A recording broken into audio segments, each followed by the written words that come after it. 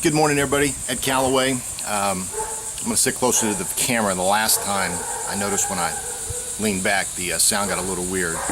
So, something I like to do every time is I like to ask, why are you watching this video? I want you to think about that for a second, because you are absolutely watching this video for some reason. I'm sure there are other things you'd rather be doing, but for some reason you decided that this was important enough that you would take the time out to watch it. So, since you've done that, I'm going to try to honor you well enough to give you some content worth talking about. What I want to talk with you this morning a little bit is persistency.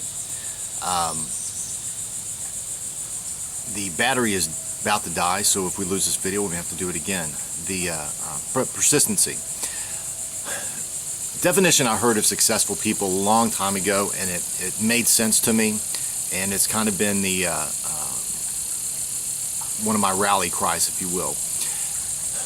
What's the difference between a successful person and someone who's not successful?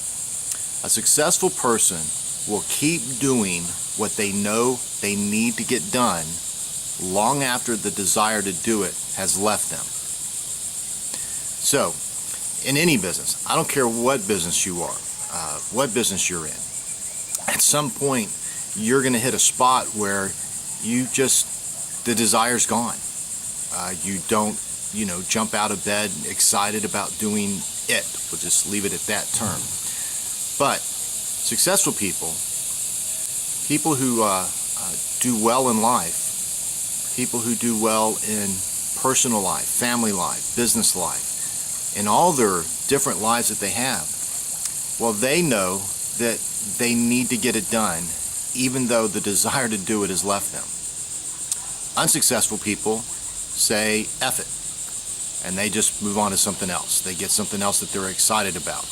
I think that's one of the reasons we have a whole society of ADD people. People are just the here, the now, the pleasure. They don't have the tone, temperament, mental strength to keep doing what they deep down know should be done. They just decide to say F it and move on to the next item. So persistency is really the key to anything in life. Now, as it translates to the internet world, there are things that I have to do daily that most of the time I enjoy writing an article. Most of the times I do not go through the process of submit it to different enzymes. There are times when I don't enjoy, trying to think of another city to put a Craigslist article on. There are times when I don't like having to interview enzyme publishers trying to figure out where to place an ad or looking for another one. But I know that those things are the foundation and the fundamentals of internet marketing business, so I do those things. If you are finding yourself unsuccessful and you still have the passion, you need to ask why. And I'm pretty sure I know why. You're doing the same thing I did 2 years ago. You're listening to a lot of the gurus who are giving you a lot of goofy information that keeps you busy, but it's just simply not effective. I can go out, I can stay busy all day long. I could just, you see my yard here in the background.